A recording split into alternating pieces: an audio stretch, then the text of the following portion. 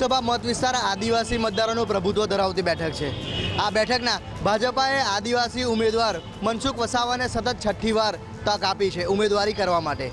મનસુખ વસાવા સાથે આજે આપણો આખો દિવસ રહીશું અને જાણવાનો પ્રયત્ન કરીશું કે શું તેમનું શેડ્યુલ છે અને તેઓ કયા પ્રકારે પ્રચાર કરે છે અને મતદારોને કઈ રીતે રીઝવે છે। મનસુખભાઈ ખૂબ જ ધાર્મિક પ્રવૃત્તિના છે અને તેઓ તેના કારણે જ સૌથી દિવસની શરૂઆત મંદિરના ભગવાનના દર્શનથી કરે છે। તો આવો તેમની સાથે જઈએ અને જોઈએ મનસુખ વસાવાનું શેડ્યુલ શું છે।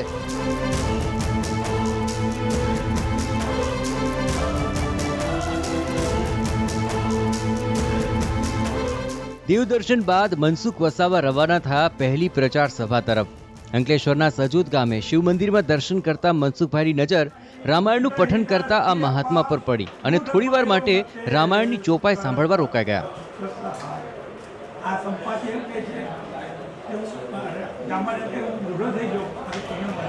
મનસુખભાઈ વસાવાની પ્રચાર યાત્રા હવે પહોંચી સજોદ ગામે।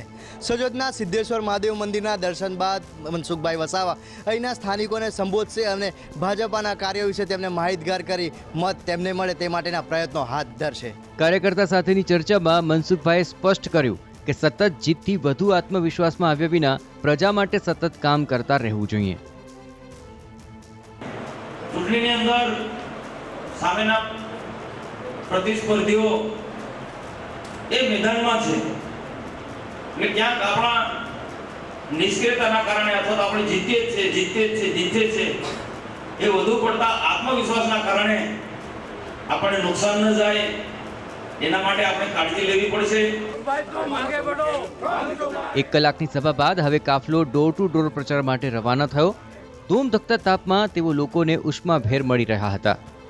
પ્રચાર યાત્રા હવે સજોદ ગામમાં પહોંચી છે। સજોદ ગામમાં ડોર ટુ ડોર પ્રચાર શરૂ કરાયો છે। મનસુખભાઈ વસાવા સાથે રાજ્યના મંત્રી ઈશ્વરભાઈ પટેલ પણ જોડાયા છે। લોકોનો પણ એમને રિસ્પોન્સ મળી રહ્યો છે, તેમનું લોકો દ્વારા સ્વાગત પણ કરવામાં આવ્યું છે અને મનસુખભાઈ ડોર ટુ ડોર પ્રચાર કરી અને મતદારોને રીઝવવાનો પ્રયાસ કરશે। જોકે ગરમીમાં સતત પ્રચારને કારણે થોડો થાક વર્તાતા મનસુખભાઈ આ કાચા મકાનમાં પહોંચ્યા ત્યારે પળભર વિશ્રામ કર્યો। લીંબુ પાણી પીને આખરે ફરી પ્રચારમાં જોતરાઈ ગયા। ડોર ટુ ડોર પ્રચાર બાદ હવે કાફલો રવાના થયો વધુ એક સભા માટે સિસોદરા ગામ તરફ। ચૈત્રી નવરાત્રિના ઉપવાસી એવા મનસુખભાઈએ કારમાં જ કર્યો થોડો ફરાળ। ત્યારે TV9 સાથે તેમણે કરી કેટલીક ચૂંટણીલક્ષી વાતો। મનસુખભાઈ, ચૂંટણી પ્રચારની વાત કરીએ તો લોકો તમને મત કેમ આપે, શું મુદ્દો છે તમારો ખાસ?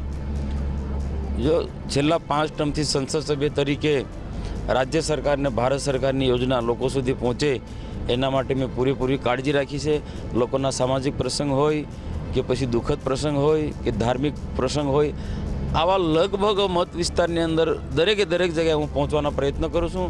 અને સાથે સાથે સૌથી વધારે જે લોકો ભારતીય જનતા પાર્ટી કે અમને જે આવકાર મળે છે એના પાછળ નરેન્દ્રભાઈ છે। નરેન્દ્રભાઈ મોદીનું કલ્ચર એ પ્રકારનો છે કે જે દેશને સાચા અર્થમાં વિકાસના માર્ગે લઈ જઈ રહ્યા છે। ગરીબ હોય, મધ્યમ વર્ગ હોય, ખેડૂત હોય, આ બધા જ લોકોનો એક સમાન વિકાસ થાય એના માટે ઘણી બધી યોજના લઈને એ ચાલી રહ્યા છે। નરેન્દ્રભાઈ દેશની આંતરિક સુરક્ષા માટે ધ્યાન આપે છે।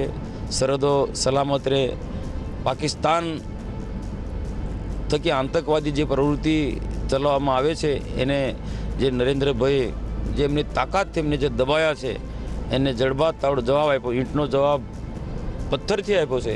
એના કારણે શહેર નહીં પણ અંદરના ગામડાના લોકો પણ નરેન્દ્રભાઈના આ કાર્યથી ખૂબ પ્રભાવિત છે ને એના કારણે ભારતીય જનતા પાર્ટીને જ્યાં જઈએ ત્યાં આવકાર મળે છે।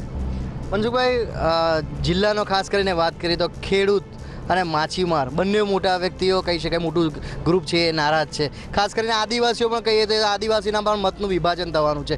તમારી સ્ટ્રેટેજી શું રેખાશે? જો ખેડૂત હોય, માછીમાર હોય કે આદિવાસી હોય, જે ભારતીય જનતા પાર્ટીને જે વર્ષોથી મત આપે છે એ લોકો હા પ્રશ્નો હશે, પ્રશ્નો માટે ક્યાંક બોલતા બી હશે, પણ મત તો એ ભાજપને જ આપવાના છે। વિચારધારાને ભરેલા લોકો છે અને ભારતીય જનતા પાર્ટીના શાસનમાં પ્રશ્નો છે પણ પ્રશ્નો એ ઉકેલની દિશામાં ગયા છે। ખેડૂતોની વાત કરીએ તો ખેડૂતોને પ્રધાનમંત્રી કિસાન સન્માન નિધિ યોજના જે 6,000 એના સીધે સીધે એના ખાતામાં જમા થવાની છે એને લઈને ખેડૂતો ખૂબ રાજી છે, ખુશી છે।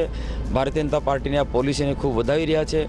અને આદિવાસી સમાજની અંદર પણ અમે ખૂબ કામો કર્યા છે. ગુજરાત પેટર્ન થકી આદિવાસીઓના ગામડામાં જે નાની મોટી જે પણ માળખાગત સુવિધા હતી એ અમે ગુજરાત પેટર્ન થકી અમે પહોંચાડવાના પ્રયત્નો કર્યા છે. એટલે આદિવાસી સમાજ પણ ભારતીય જનતા પાર્ટીની સાથે છે. આદિવાસી બીજા એક મોટા નેતાની વાત કરીએ, છોટુ વસાવા એવું કહે છે કે મનસુખભાઈનું ઉપજતું જ નથી. એ છોટુભાઈની રીતના કહેતા હશે, ઉપજતું ના હોય તો 5 ટર્મથી હું ચૂંટાઈને આવું છું. પ્રજા મને આ 6ઠ્ઠી ટર્મ માટે પણ જબરજસ્ત મોટો મને આવકાર આપી રહી છે.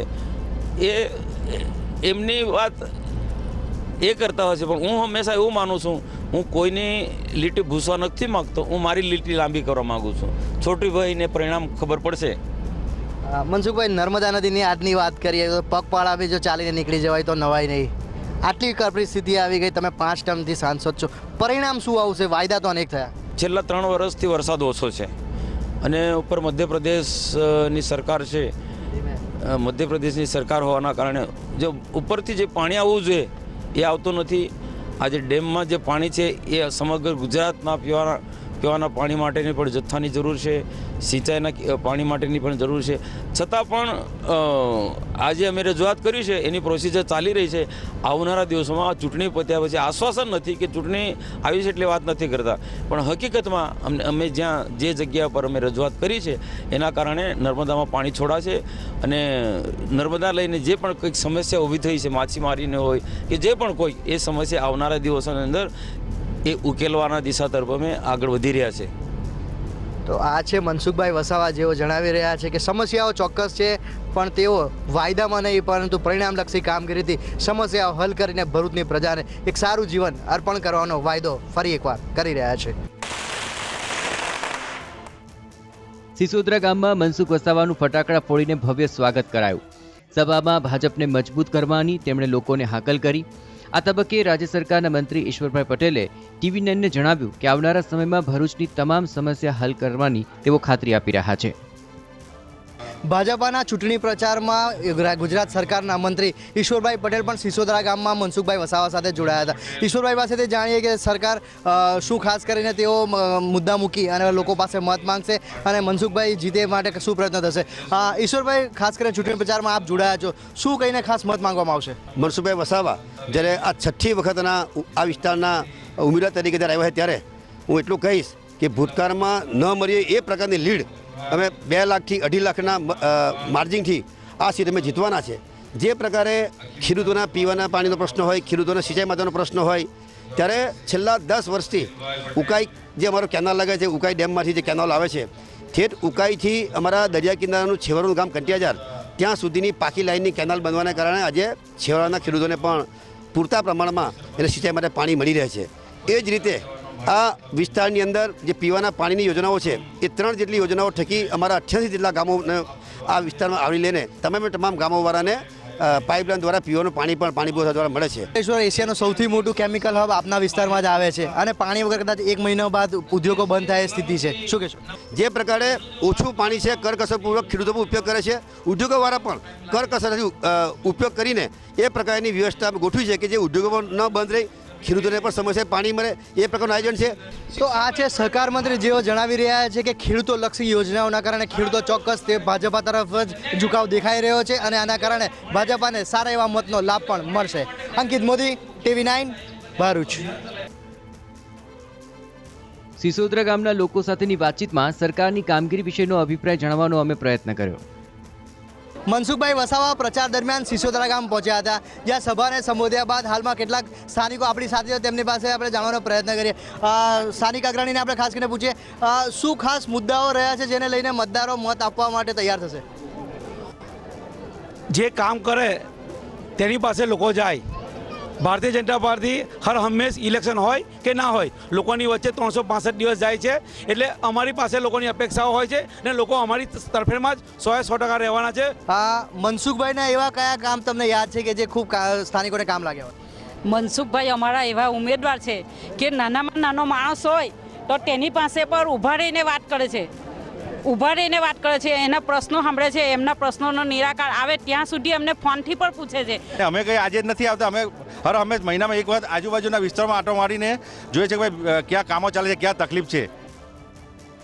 બપોરના વાગ્યા છે 3 અને ત્યારબાદ વસાવા ગટખોલ રવાના થયા હતા કે જ્યાં તેમણે જનસભાને સંબોધિત કરી.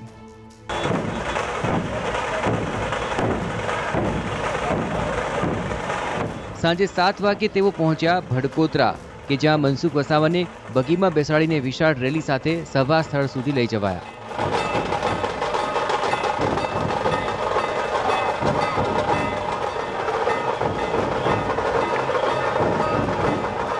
ભડકોતરા ગામમાં સભા શરૂ થતા રાતના 8 વાગી ગયા હતા, જેમાં મોટી સંખ્યામાં લોકો ઉમટ્યા હતા. અહીં ભાજપના જીતના વિશ્વાસ સાથે તેમણે લોકોને સંબોધિત કર્યા. વહેલી સવારથી વ્યસ્ત શેડ્યુલમાં રહેલા મનસુખભાઈ વસાવાએ આજે દિવસ દરમિયાન 4 સભાઓ ગજવી, ત્યારે અનેક વિસ્તારોમાં તેમણે ડોર ટુ ડોર પ્રચાર કર્યો. તેમનો કેવો રહ્યો દિવસ, કેટલા થાકે તે જાણવાનો પણ આપણે. મનસુખભાઈ, આખો દિવસ ખૂબ વ્યસ્ત રહ્યા, એક તો ઉપવાસ છે, કંઈ પણ ખાવાના નથી, કેટલો થાક છે, કેવો અનુભવી રહ્યા છો? સવારથી જ મારી સાથે ટીવી 9 જોડાયેલું છે, બીજા અન્ય મીડિયાના મિત્રો પણ હતા. બસ કાર્યકર્તાનો જે જુસ્સો અને નરેન્દ્રભાઈ મોદીને ફરી વડાપ્રધાન બનાવવાના એ સંકલ્પ સાથે જે કાર્યકર્તા કામ કરે છે એ જોઈને મને શારીરિક થાક લાગે પણ માનસિક થાક નથી. આજે જિલ્લા પંચાયતની 4 બેઠકો પર ખૂબ મોટા ભવ્ય કાર્યક્રમો રહ્યા છે.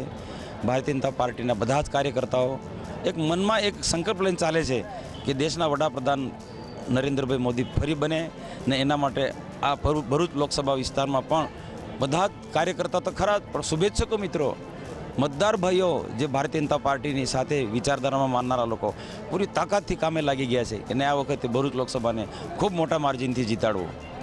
ખૂબ ઓછી ઊંઘ, ખૂબ વધારે થાક અને કાલે ફરી એકવાર આ જ એનર્જી સાથે સભાઓમાં પહોંચવાનું કેવી રીતે મેનેજ કરશો? જે રૂટિનની અંદર આ કંઈ ચૂંટણી હોય ત્યારે જ અમારો આ પ્રકારનો પ્રવાસ હોતો નથી.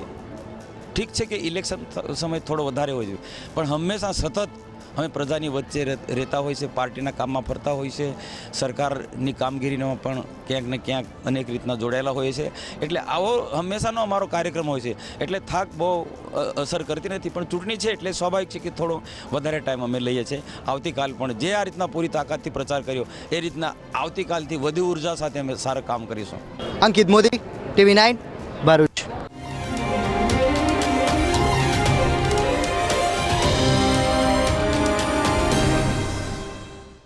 TV9 ગુજરાતીની YouTube ચેનલને સબસ્ક્રાઇબ કરો અને બેલ બટન જરૂરથી દબાવો, જેથી દરેક વિડીયોના નોટિફિકેશન તમને મળતા રહે.